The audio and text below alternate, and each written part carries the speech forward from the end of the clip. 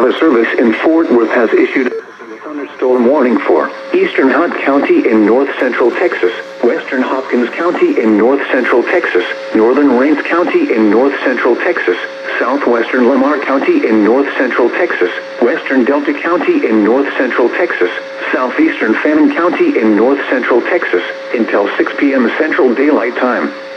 At 5:11 p.m. Central Daylight Time, a severe thunderstorm was located over Commerce, moving north at 40 miles per hour.